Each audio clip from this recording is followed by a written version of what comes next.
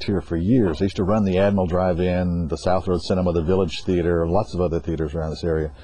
And for years, I kept thinking there's a story to tell about the Admiral Drive-In.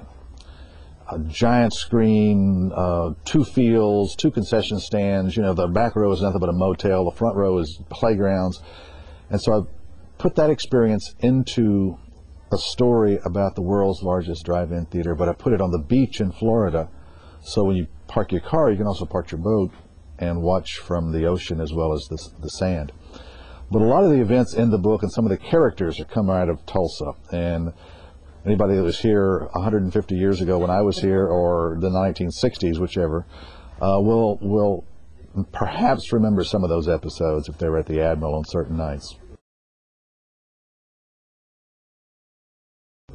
Well, if I've done a good job of writing, nobody will, exactly recognize themselves, because I'm trying to avoid all sorts of lawsuits. But sure, the Polly character comes right out of Tulsa.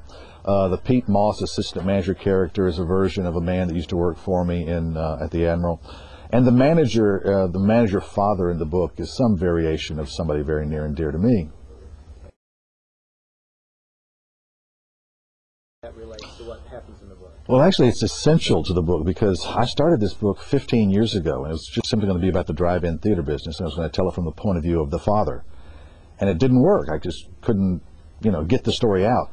And then I set it down, and then I adopted children, my wife and I, and after about 8 years, it suddenly dawned on me that this relationship between parents and children is the real story I wanted to tell.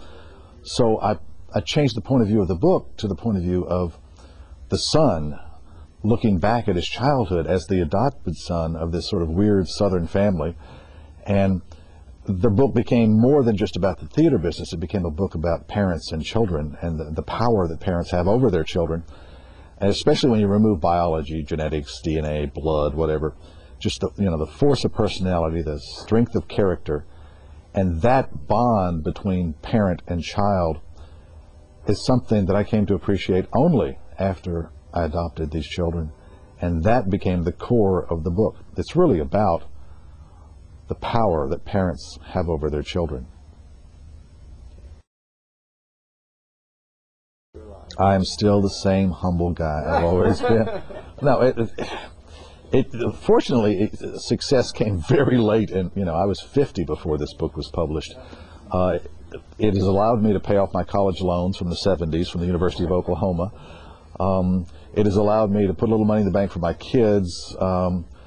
But as my wife keeps saying, Larry, this could have happened to a nicer guy, but it happened to you. We're going to take the money and run. It's actually allowed me to do something I've always wanted to do, which is write full time. And that's the biggest change, instead of working 3 jobs and writing on the side. There's a second book about high school teachers I'm trying to get published right now, and a third book about small town politics. And I hope those will come out, and they'll be in the library selection here. Great. Wonderful. Well, Larry, we really appreciate you taking some time to talk to us here today. It's been my pleasure. Thank you.